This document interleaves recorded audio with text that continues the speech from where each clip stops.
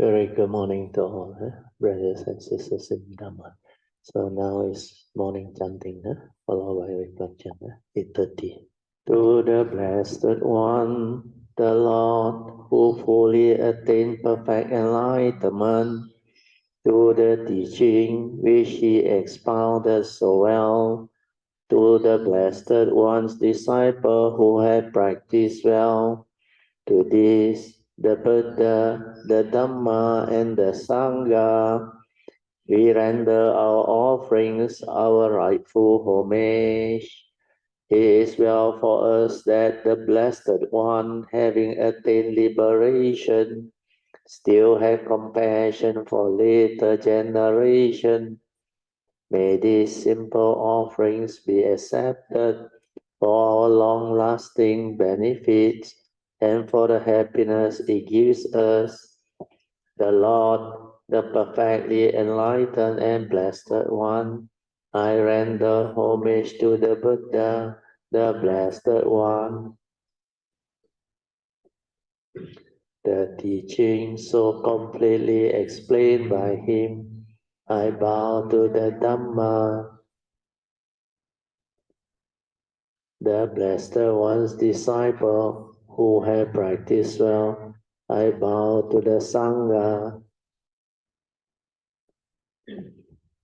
Now let us pay preliminary homage to the Buddha, homage to him, the Blessed One, the Worthy One, and the fully enlightened One. Homage to him, the Blessed One, the Worthy One, the fully enlightened One. Homage to him, the Blessed One, the Worthy One, the fully enlightened One. Now let us pay preliminary homage to the Buddha. Oh, this one we finish.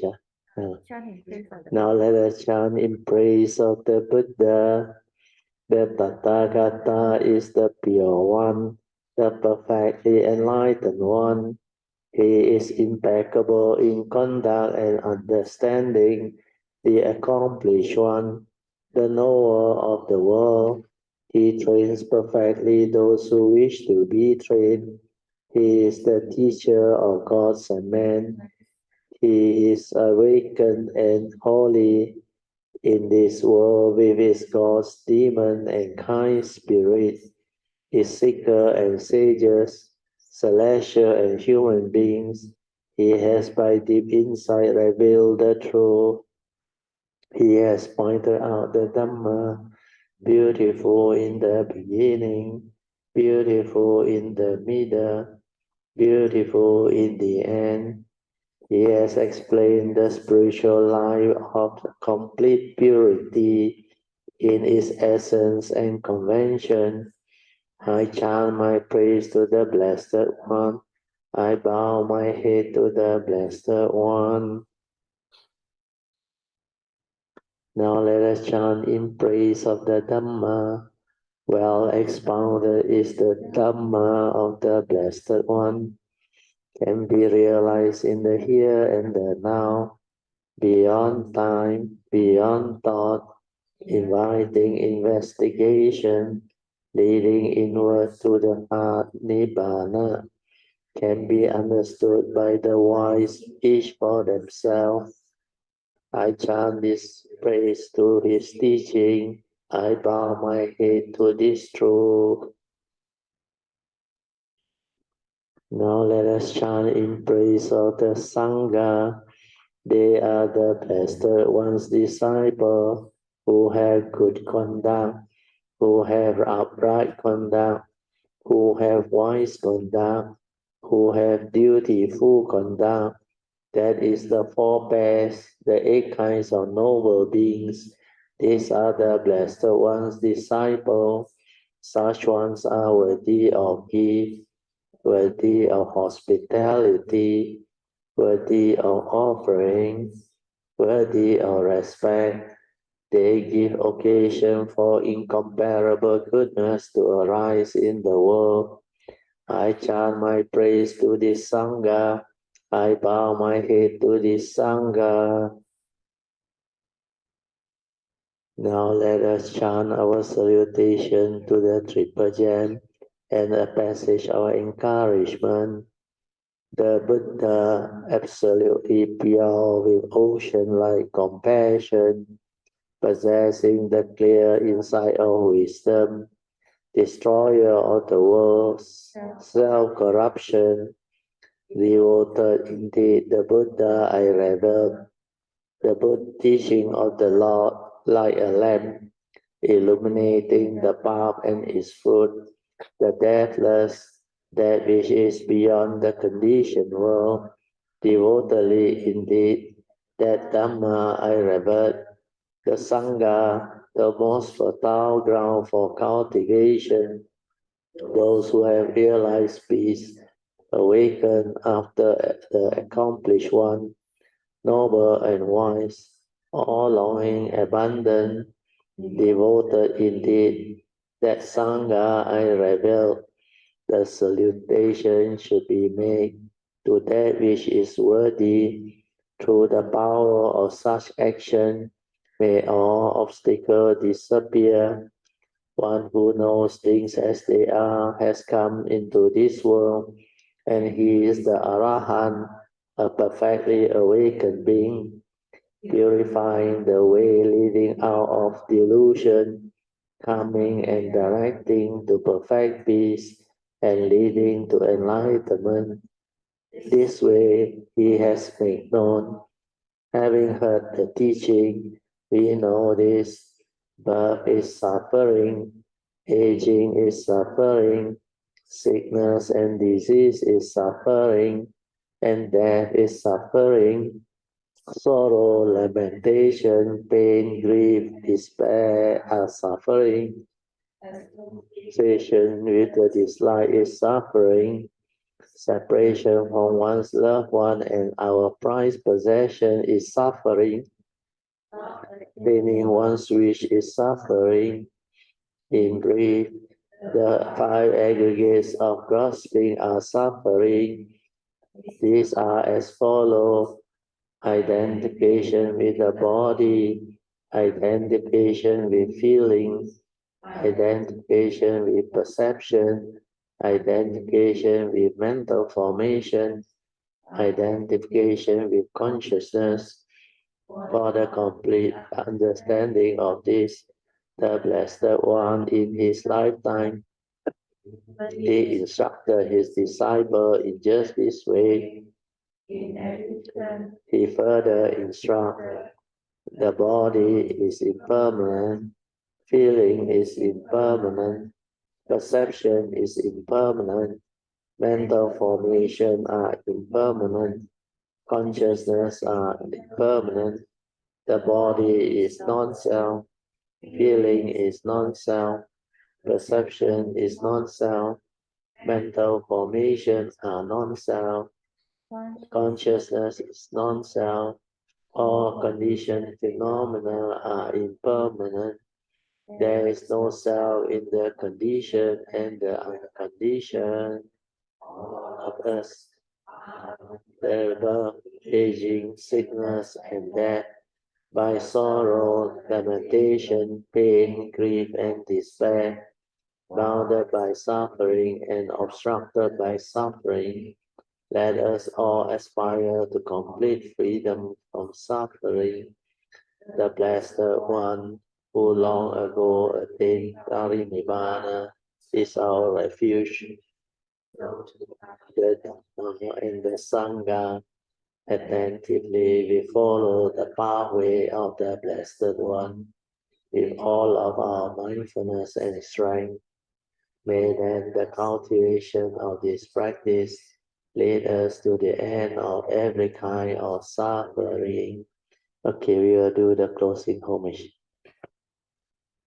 Arahang Samma Sambuddho Bhagava Buddhang Bhagavantang Abhivademi.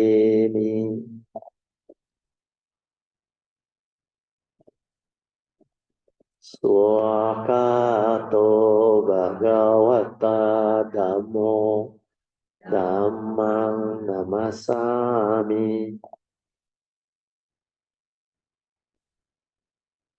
Supatipano bhagavato sāvaka sangho sanghang namami.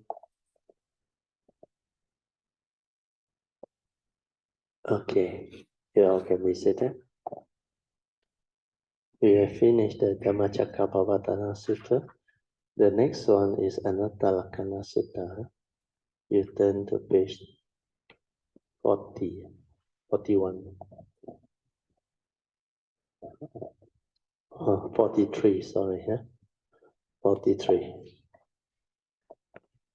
So this discourse on Anattalakkhana Sutta is the second sutta proclaimed by the Buddha after his enlightenment underneath the Bodhi tree. So we will read the English version. All beings should take pain to understand the characteristics of anatta, non-self, which provides matchless deliverance from sakkayaditthi or self-belief or self-perception. As taught by the Supreme Buddha, this teaching is given so that those who meditate on experienceable reality may arrive at perfect comprehension. It is for the development of perfect understanding of this phenomenon and for the investigation of all defiled mind moments. The consequence of this practice is total deliverance.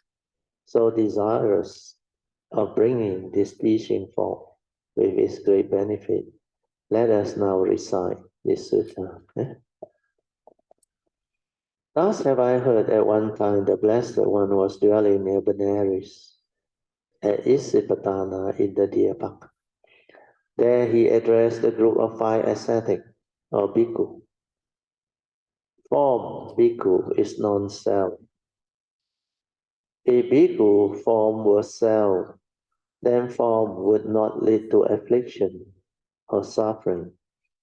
And one might be able to say in regards to form, let my form be thus, let my form not be thus.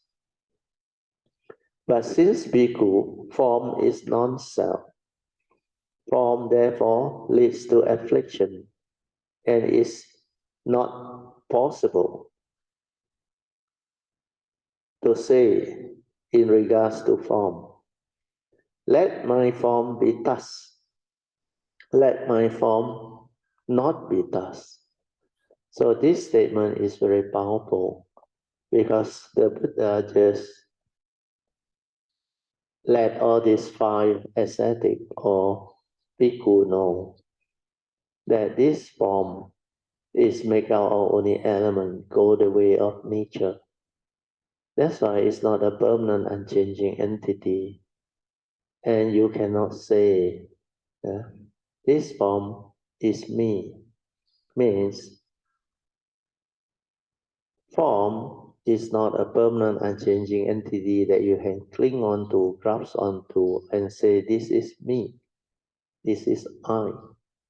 Therefore, all this can be mine. Why? Because the Buddha said, its form itself, well, during the time of the Buddha, the belief in having a permanent unchanging entity is, if it's me, then I can decide. Let this form be thus. Or let this form don't get old, don't get sick and die. Because it is you, understand? You can decide. But because form goes the way of nature, it grows old, gets sick, and finally die. It never asks permission from you. Because this is nature's process. So through this, the Buddha asked them, if it is self, then it will not lead to affliction or suffering. Can you follow? So because of that, the monk starts to understand. If it's self, then it will not lead to affliction. Then I can say, let my form be thus. just like we have gone through. If you want your body to be forever young, don't get old, don't get sick and die, it's impossible. You are everything. Follow nature's law. There is this nature's reality of change, decay, aging, and finally death. The four-phase cycle or the four-phase movement. So all this can be clearly seen. That's why after that the Buddha go into the other aggregate. He said, feeling is non-self. If bhikkhu feeling was self, feeling would not lead to suffering or affliction. And one might be able to say in regards to feeling, let my feeling be thus, let my feeling not be thus. But since bhikkhu, feeling is non-self, feeling therefore leads to affliction, suffering. And one is not able to say in regards to feeling, let my feeling be thus, let my feeling not be thus. Then he repeat for the aggregate of sanya, perception. Then he repeat for the aggregate of mental formation or sankhara. Then finally he repeat for consciousness. That's why he said consciousness is non-self. If bhikkhu, consciousness was self. Consciousness would not lead to affliction. And one might be able to say in regards to consciousness, let my consciousness be thus, let my consciousness not be thus. But since bhikkhu, consciousness is non-self, consciousness therefore leads to affliction. And one is able to say in regards to consciousness, one is not able to say with regards to consciousness, let my consciousness be thus, let my consciousness not be thus. Yeah. Then the next one is very important. The next paragraph, the Buddha asks, what do you think, bhikkhu? Is form permanent or impermanent? Yeah? Your physical body, is it permanent or impermanent? You can witness it going old, getting sick and die, isn't it? That's why it's impermanent, it goes the way of nature. So the monk replied, impermanent, Lord. Then the Buddha said, but that which is impermanent, painful, and pleasurable, or pleasurable. But is that which is impermanent, painful, or pleasurable? So this is obvious. If it's impermanent, it will change. Even at the moment you're very happy, yeah, very joyful, but condition is going to change. And sooner or later, it will arise a condition to make you unhappy, miserable. That's why if there is such thing as impermanent, if form is impermanent, then it will lead to pain. So because of that, the Buddha asked the monk, but is that which is impermanent painful or pleasurable? Then they replied, painful, Lord, because it's of the characteristic to change. Then is it fit to consider that which is impermanent, painful, of a nature to change, as this is mine, I am this all can be mine? It is not, Lord. That's why these people, the monk, they know. Then he repeat for all the other aggregate. Is feeling permanent or impermanent? They reply, impermanent. But is that which is impermanent, painful or pleasurable? So they know. If it's impermanent, it will be painful, Lord. Then he said, is it fit to consider that which is impermanent, painful, and of the nature to change, as this is mine, I am this is myself? It is not, Lord. So all this they repeat for perception, sankhara, and consciousness. Then after that, he told the bhikkhu,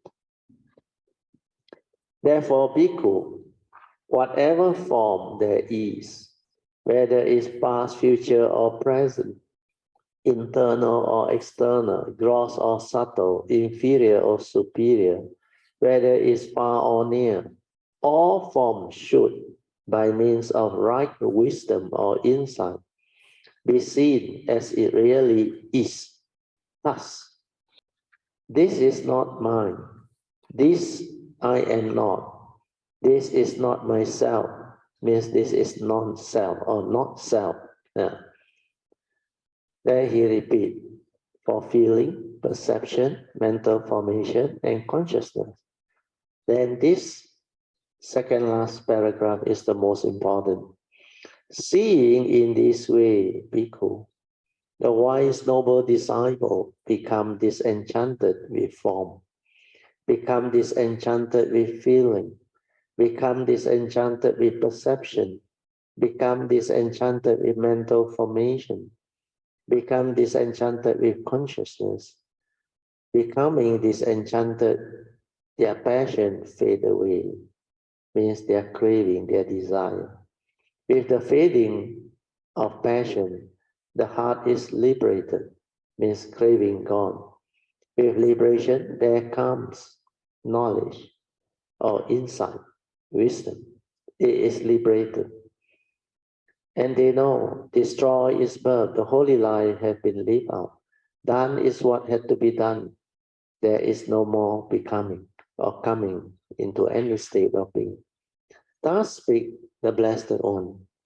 Delighted, the group of 5 bhikkhu rejoice in what the Lord has said. Moreover, while the discourse was being delivered, the mind of all the 5 bhikkhus were free from defilement. Through clinging, no more. So all these 5 bhikkhu become arahant. So like I said, the Buddha used the concept or idea of non-self. Then he said, it is self, means I have control over it. I can decide how I should live it. Let it be thus, or let it not be thus. But it's beyond your ability to control. And because you don't have control and power over it, that's why it's non-self, it's not you.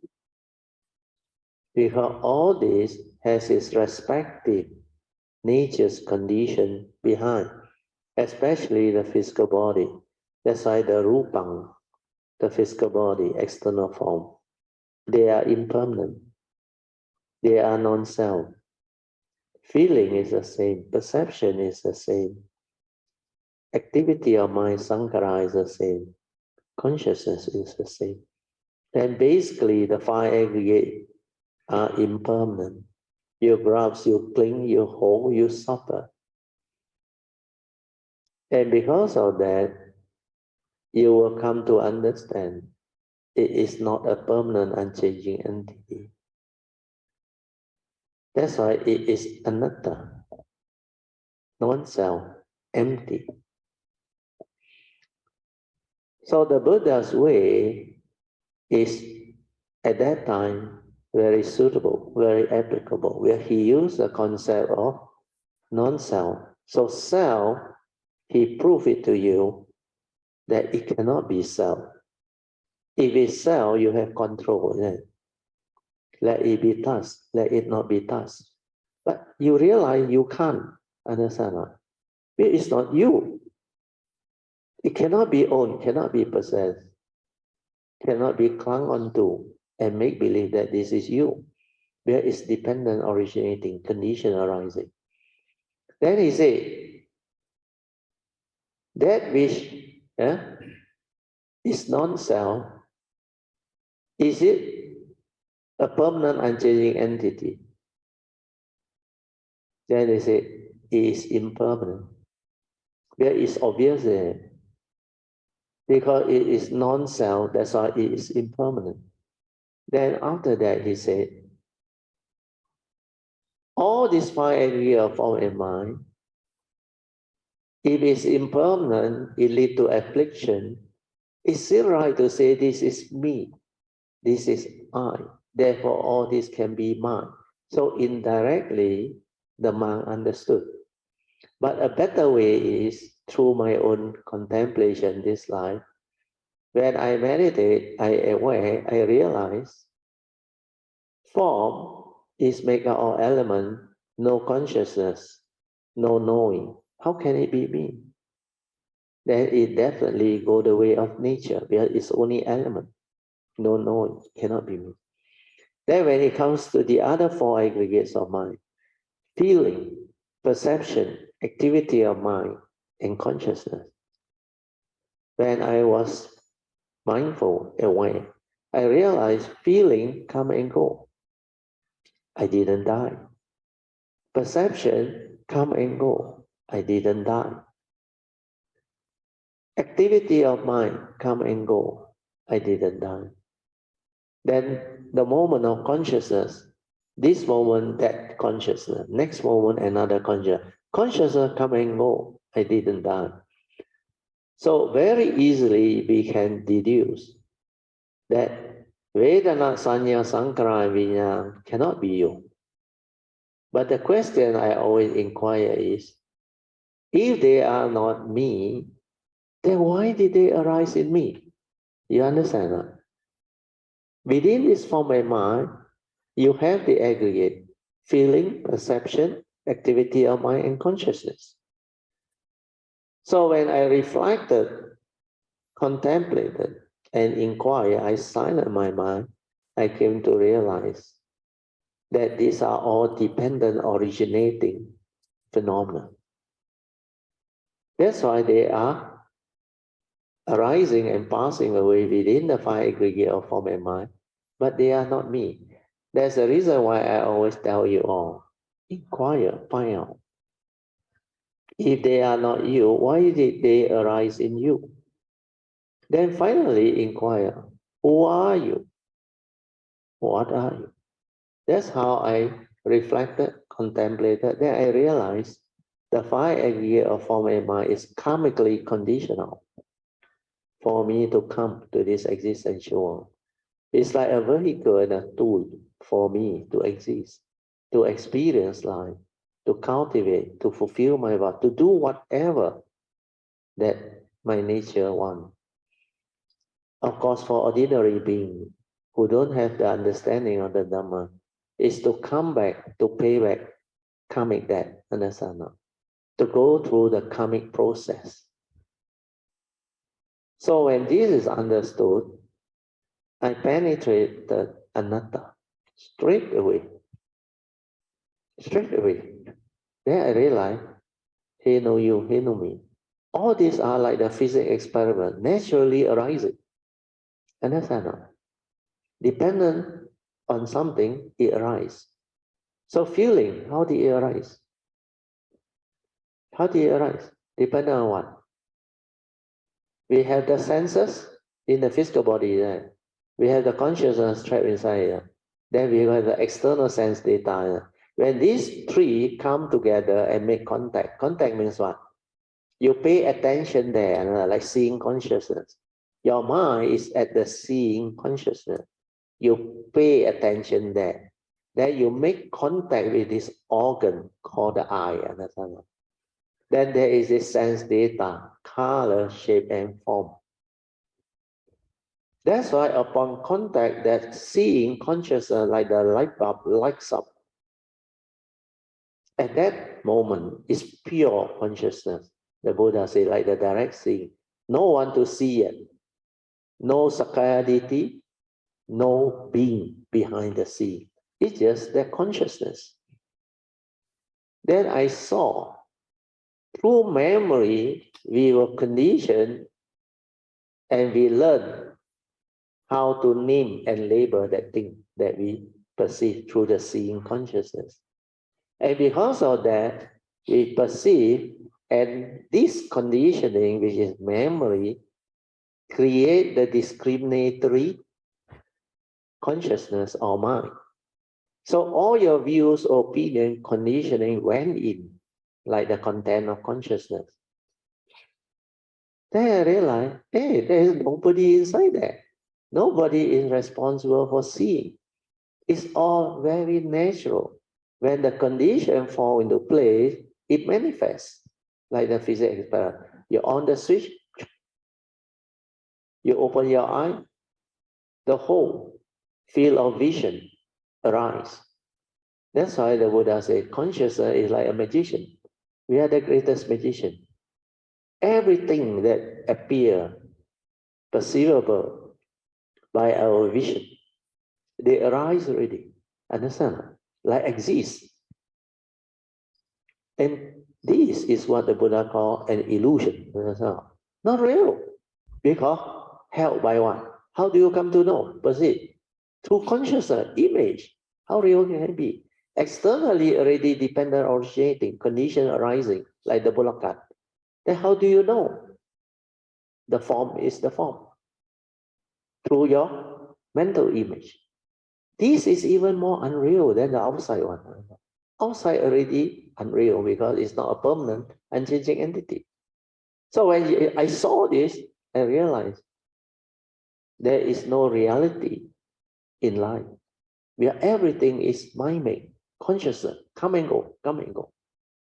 So when you understand all this, through mindfulness, through awareness, when you see, then you see the unreality of form.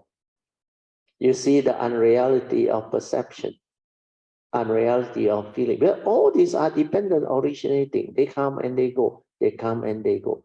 That's why the 5 aggregate of form and mind is non-self, not you, not a permanent, unchanging entity. Understand that. Then do not cling, do not hold. It goes the way of nature, like the Buddha said. Everything is dependent, originating. When there is condition, then it arises. When condition ceases to be, it ceases. When the supporting condition is still there, it sustains itself. Like my voice.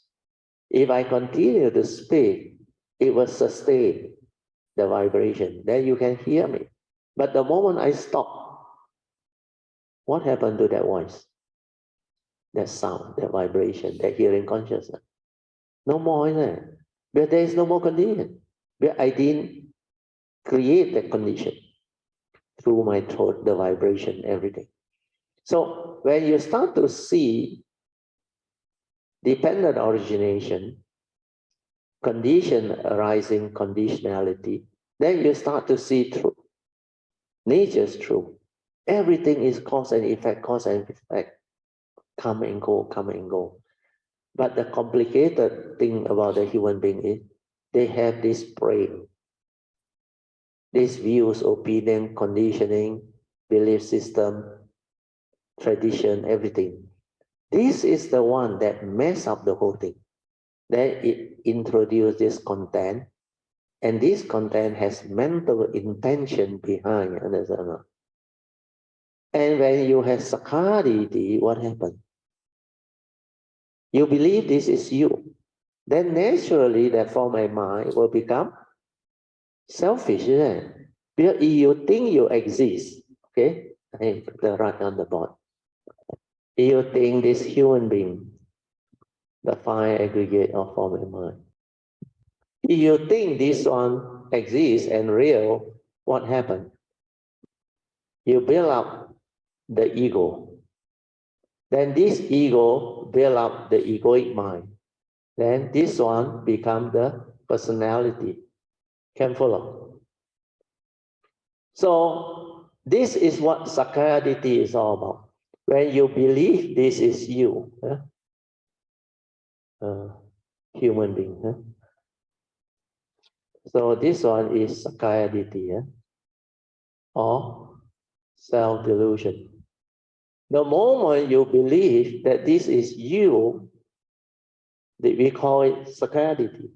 Then you arise the ego. The ego creates the egoic mind, which is the personality. Then what happened to you? You think you exist. You definitely create that delusion to own things, to possess things. Understand? That's how your selfishness arises. Then when things don't go your way, you don't like, you get angry. you become unhappy. Then when you cannot understand, you develop fear with delusion. So the three evil roots from here, the personality, it generated the three evil roots of greed, hatred, and delusion. That's how karma come into being. So when there is greed, hatred, and delusion, there will be selfishness, emotional negativity, etc. Just give me a minute. Huh? I have to answer this call. Huh? Okay, we continue. Huh? That's why self-delusion or sakayaditi is a very dangerous delusion. This one is very dangerous. Because of this sakayaditi, self-delusion, the evil root arise, all of karmic is affected. And because of that, the human being, through the senses, which is dependent originating, trigger of that respective sense or consciousness, at the moment of seeing, hearing, smell, taste, tactile, and thought process, what happened? This ego, which is sakayaditi, the egoic mind, introduce the mental intention which is selfish or full of hatred, envy, jealousy, emotional negativity, and full of delusion. It doesn't understand the nature's law that governs life and existence. It doesn't understand the Four Noble Truths. It doesn't know that these are the realities of life and existence. Not only he or she subject to it, all living beings are subject to it.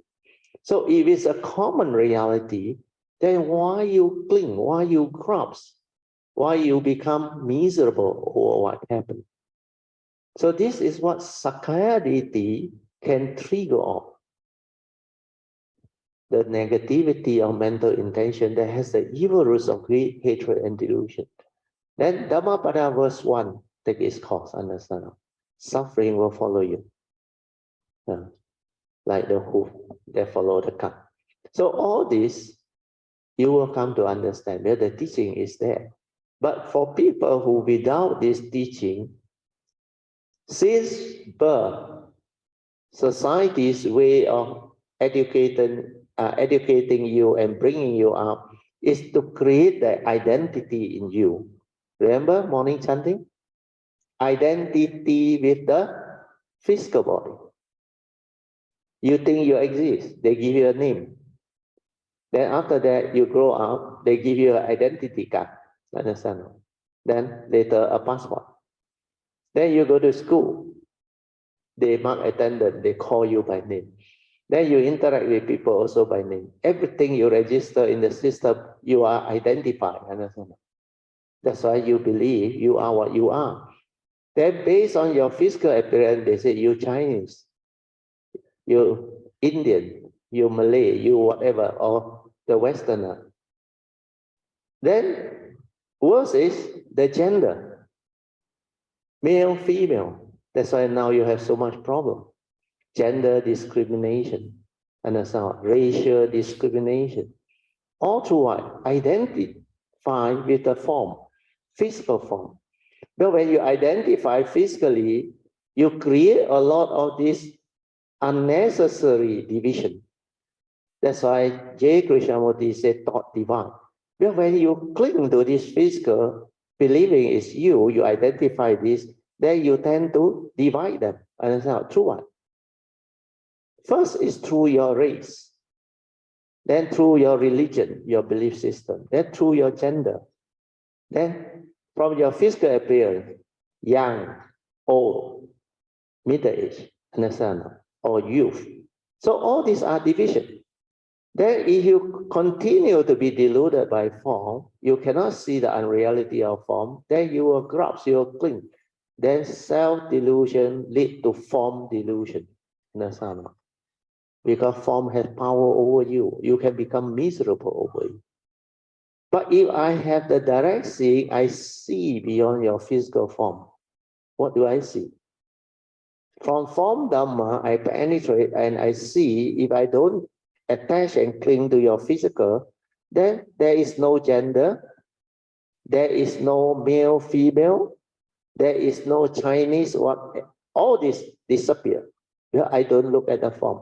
Then when I look beyond the form, what do I see? Every one of us still have a mind, understand now? Then through mind, we are still different. Why? But less ready. The form delusion, division, gone. But mind still have its division. Your belief system, understand? Your views, your opinion, your ideology, all this can still divide. There's a two person using the mundane mind to communicate, they can still argue. Understand? So if I can see beyond form, then I see the unreality of form, then I can be free from form delusion. Understand? Then after that, I saw mind. When I see the unreality of mind, I can see beyond mind, true or not? Then when I see beyond mind, beyond the five aggregate, who are you? What are you? Who am I? What am I? That's why I realize the true mind. Understand? And the true mind got nothing. No word, no concept, no delusion. Nothing inside there. Like Hui Neng said, originally there was nothing. Where can the dasa? So no duality, nothing. That's why when you see beyond form, see beyond mind, you see truth, you see reality. Thing is just the way it is, like the Buddha said. See things as they are. And that seeing is the direct seeing from the nature. And that one, no word, no concept, nothing. That one is seeing reality, truth. Then that one develop the insight to understand that all these are dependent originating real entity. Dependent originating entity. He know you, he know me. Nobody inside there. No permanent engineering entity like a soul that is responsible for all the seeing, hearing, smell, taste, tactile, and thought process. No, everything is very natural.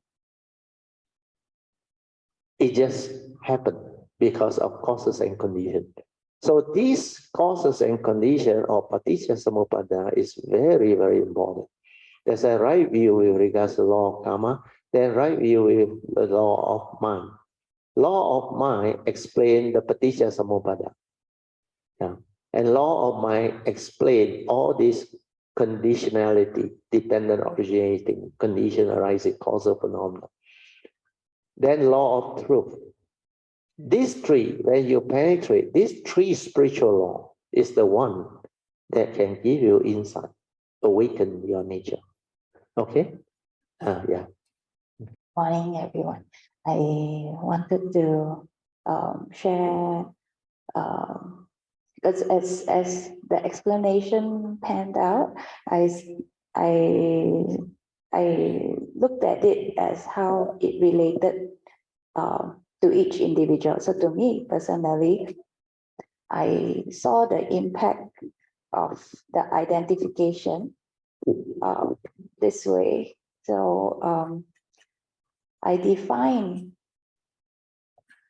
myself, Sui, as, so I have my name. Just now, all the division my dad mentioned.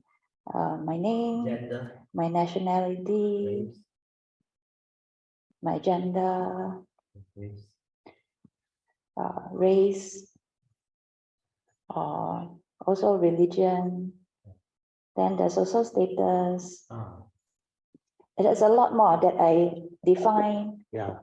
What it is to be Sui myself. So if I lose my name by whatever reason, or people refuse to call me by my name and instead call me by my nickname, like how the Hunchback of Notre Dame became the Hunchback. Yeah. Nobody else calls him by his name. He loses his identity. He goes into existential crisis if he believes the name defines him. Nationality, if we lose our country, so many refugees everywhere. I mean, it's very real. It can happen to any one of us. We can lose our country. We can be ruled by another country. This is not permanent. So if we define ourselves by our name, by our passports, we are gonna be in a very disappointed state when all these happen. Gender, if I get breast cancer and I lose my breast, what am I gonna think about myself? Do I go into existential crisis? If I lose my hair, I don't look like a girl anymore, I look like a boy.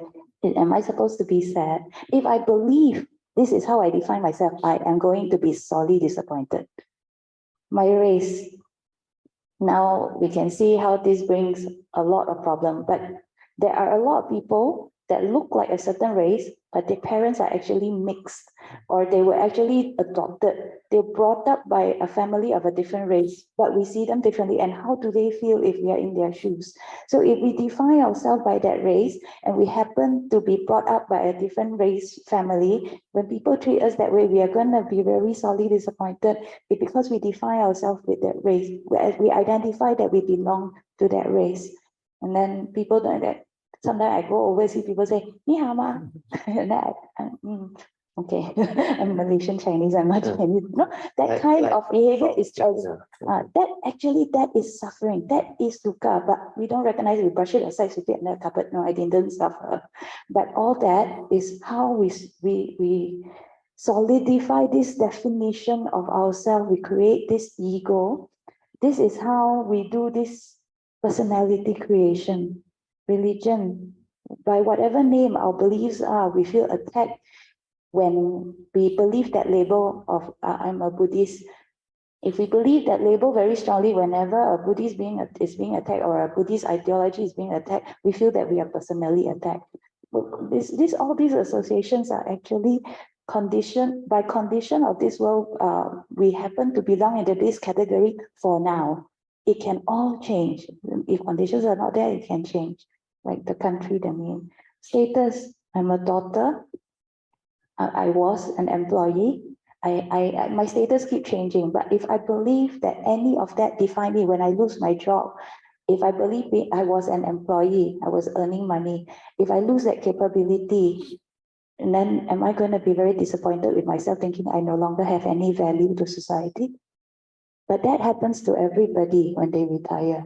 So this whole definition is a scam. This is what they say fire is burning in a fire sermon. All that we believe that we are is a scam. That's why it's Sakayaditi, wrong view. Our entire when world. you don't have the true understanding, you cling on to the physical identity, then you labor through the identity, then you create words to divide, like race, religion, everything. That's why thought divide through words. Then when you see that, you see the danger of division. Whatever that create division leads to conflict, argument, war. Do you realize? Between nations, they fight. Race, they fight. Everything, even male and female, they also want to argue and fight. Yeah, LGBT, your behavior also they want to interfere. Then certain government want to control. This one cannot, that one cannot. Like certain type of concert also cannot. How you dress also cannot.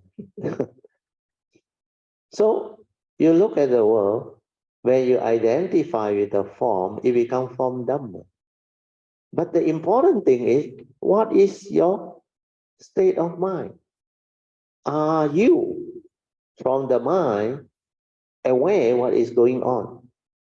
Even at the mind level, less division, but you still create a lot of funny things. Your views, your opinion, your belief system, your conditioning, your ideology, everything within the brain, you still identify. So identification with form, identification in mind. What are mind? The four aggregate. So the five aggregate, you keep on identifying, and that is the danger of Sakayaditi. So what Sui is trying to tell you, he is going into more detail of the form delusion, because all this has got no meaning. If you deludedly continue to let them manipulate based on form identification, then you get into more and more trouble. Understand? But when you see all this as a fact, means these are due to delusion. Without Sakkayaditthi, all this division not there. Who are you? What are you? If I see beyond the form, I am not identified with this form, which as a meditator I can. I can see beyond all of you. Then I look at how you function as a human being. Means your mind inside that, the movement. Then when I see beyond mind, each and every one of us has the same Buddha nature, the awareness nature. But because the deluded one cannot realize that, cannot see that, that's why they are trapped at form. They are trapped at mind. Identification with the 5 aggregate of form and mind. That's why the Buddha summarized. In short, it is due to your Sakkayaditthi that condition you to grasp and cling onto the 5 aggregate of form and mind that I call dukkha. Like Suvijaya said, when you deludedly believe all this identity, you suffer. Understand? Where you also go through the process of change. Then when you cannot fit into one of these, people discriminate against you, like the hunchback or Notre Dame. They call you by all those funny names. Or now you lang loi, understand?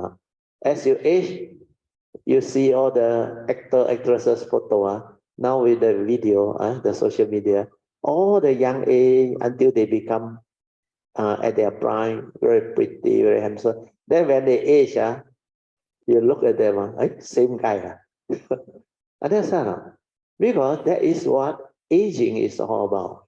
Then when they age, you look so different now when they were actor, doing up all the film and all those things. Then we watched the film show. I remember, all the famous actors, they were so popular. Everybody crazy about them. But when you look at their photo when they are older, oh, this is so and so. Ayo, so different. This is what they call, the Buddha call form identification, Sakkayaditthi, delusion. The egoic mind is the one behind. When you have ego, all these things become like real. Then you give meaning, you identify. Understand? That's how you get yourself entangled, afflicted. You give meaning. Like Sui said, if they call you by certain thing, hunchback or whatever, then you felt it now. Understand? Oh, because you identify yourself. Then they say something bad about that name, like Yun Chan or Pamasuri. You feel hurt one, no? That is ego, understand? No? Then the thought will arise, no? Who the hell he is to judge me this way? To say all this. So insensitive. Where did he come from? So all this is the thought, keep on creating. So as you create, you exist, he exists, then all the opinion, views, conditioning, belief system all come in, create what? Conflict, misunderstanding, argument. There is no harmony. Why? Because there is no love. Understand? No understanding, no contentment, no gratitude.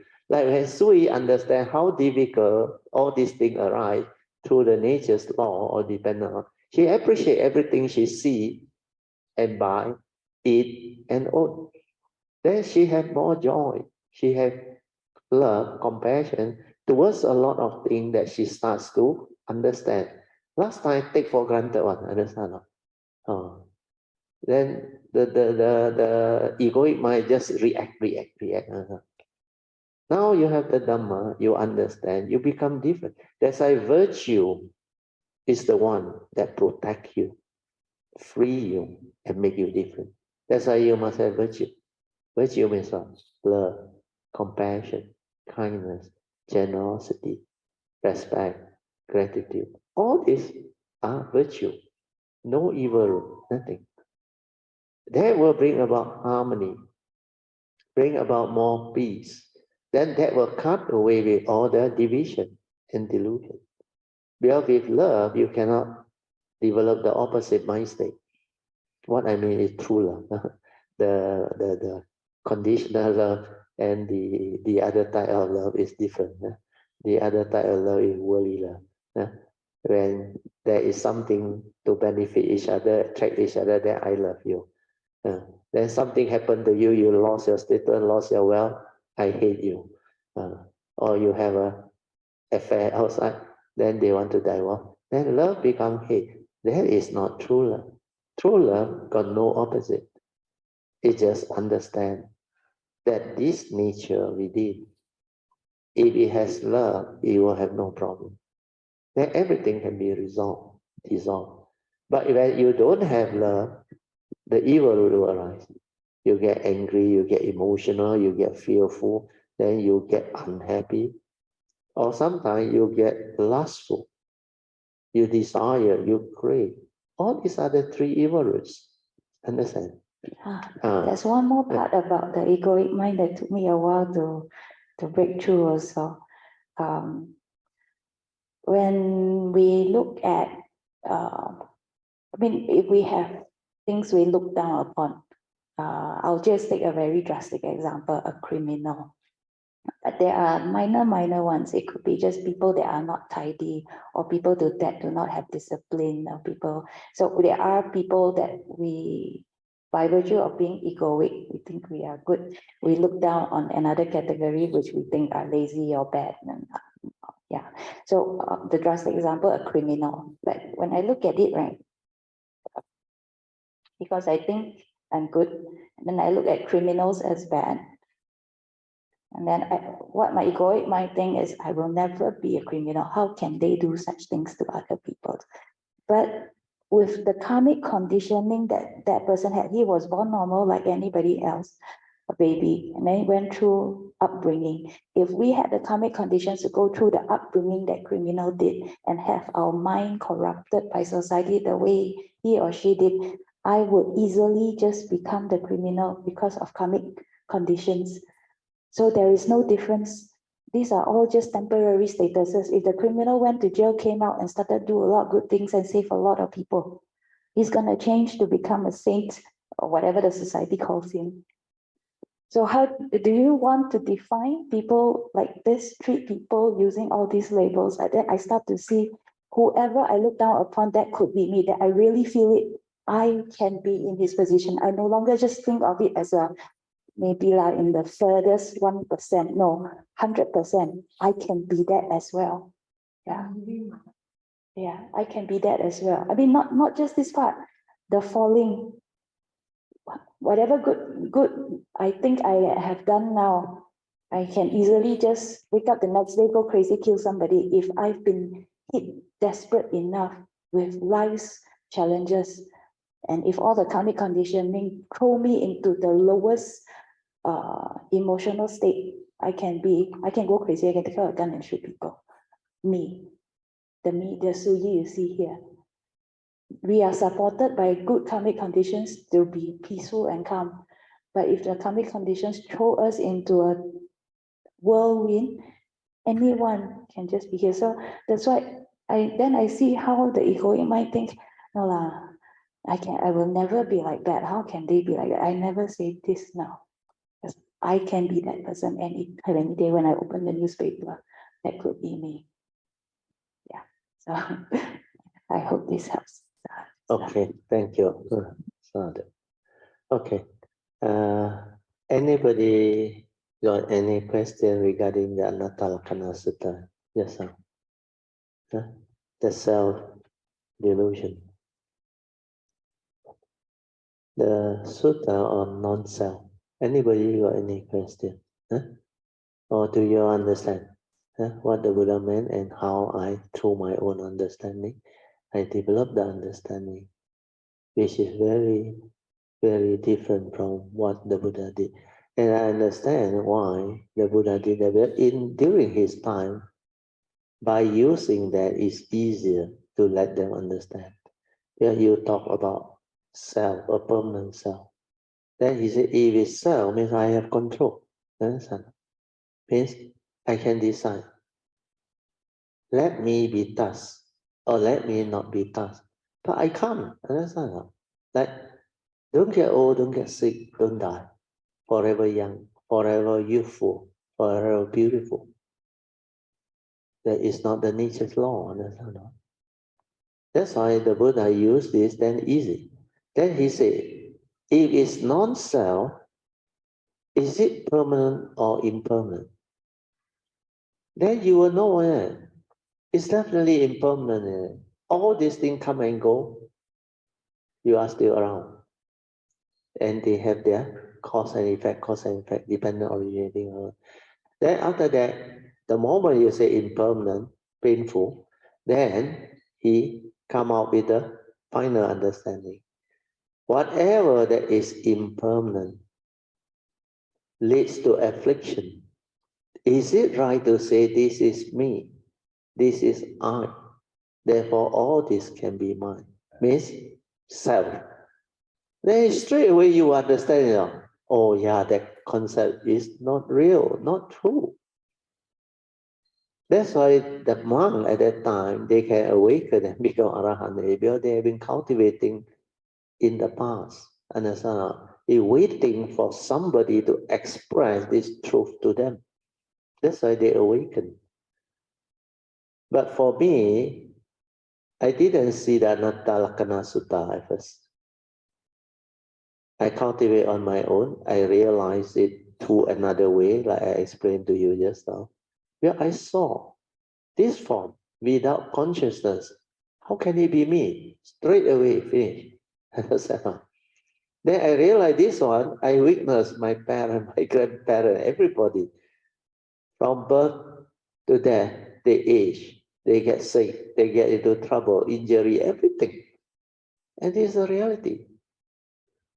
So how can it be you? That's why very simple. Then I look at the mind. When I meditate, I aware, feeling. I realize feeling when I am in a good mind state because I can relax and aware, then I feel good. And that's no unpleasant feeling. But in the early day, before I know how to relax and do this awareness-based type of meditation, I felt the pain. Understand? So when there is pain, means pleasant feeling has become unpleasant feeling. So if feeling is me, I would die, isn't it? True or not? But if that pleasant feeling is me, it changed to unpleasant, I must have died, isn't it? Did I die? Hey, I didn't die. Feeling come and go, evolve, I didn't die. Understand not? So how can feeling be me? Straight away. Understand not? That's why feeling is nonsense. Feeling is impermanent. I saw the dependent originating, condition arising, how it trigger off those feelings, pleasant, unpleasant, from my memory, views, opinion. Because that sensation which I don't like, I call it pain, understand? Or itchiness and all. It's all through word, concept, I label.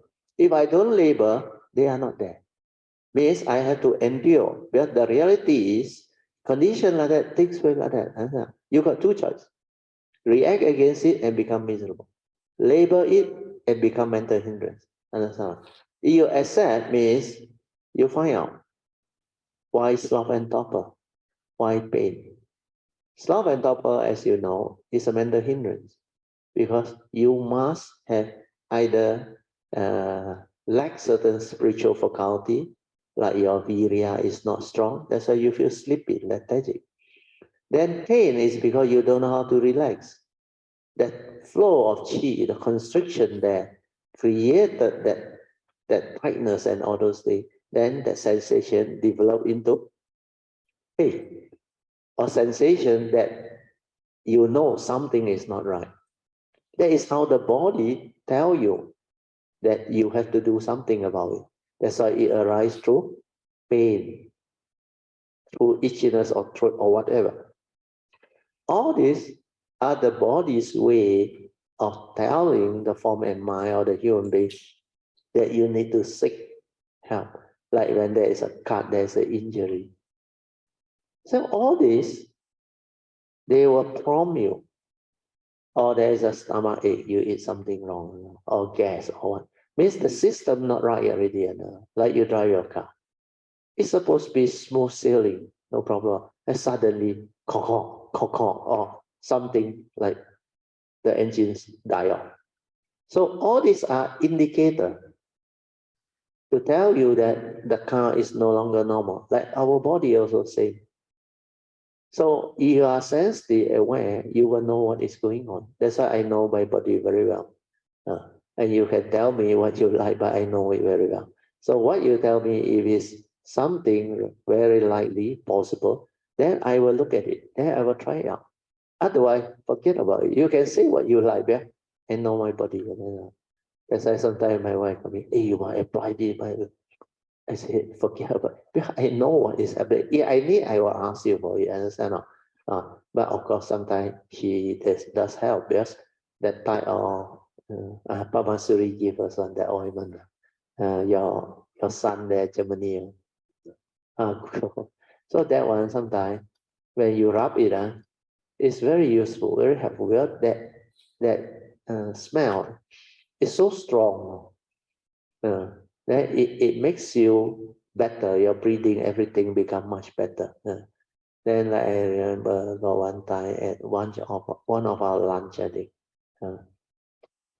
I think I ate too fast or what the first dish. Then this thing inside, like it reacted. Then I know I need to rest. But luckily Alicia was there. He gave me the oil. After I rub, I felt better. Then after that, I go to the washroom. Then I think you all were worried. Sam followed me. Then he asked me, "You okay?" I said, "No problem." Okay. That's why after that, I can continue. So you have to know what is going on. Because this thing that I eat that give rise to this problem, I kena 2-3 times already. One time is the condominium, the one time remember somewhere bentuk there. I think the fellow look that time, or cook that time, not cook. Soup. Then I like condominium now. No. Wow, that thing went in, inside there. Oh, then I like want to vomit out, cannot come out. Want to vomit out, cannot come out. Oh, but I know how to rest. Then I can sense it, I can feel it. Then I know this is a condition. Maybe I have to pay back. So in this way, it's better than other way. So I endure and I go through it. Then I silent. Then on the car, I'm okay already. Well, on the car, I know how to rest. I went into the meditative state. Then before we reach the estate, I'm okay already. So a lot of things, if you are sensitive, you understand, you know what is going on within. Then when the doctors tell you what, you roughly can know whether what he's telling you is related to your condition or not, proper or not. So this is what awareness is all about. Okay? So just off the light, okay? Do some formal meditation. Then the last 15 minutes, you can do the bowing or whatever, walking, contemplation, all these are possible. Yeah? The main thing is to develop continuity of mindfulness, relax, be natural, walk naturally, bow naturally. Don't try to force. When you force, you become rigid, then the thought is involved. Just do. Don't try to know. Just do. Do. Yeah. Then the formal meditation also same. Lie down, relax, maintain awareness. You must be patient and now on. For new people or people who has not stabilized the awareness nature, it takes you quite a while to settle down. So be patient. It will come on. It will happen. How it happens depends on the individual. Different people, different. Then when the condition is there, when your faith is strong enough, and you persevere, there will be a response. Then the result will be favorable and beautiful. Okay? Yeah.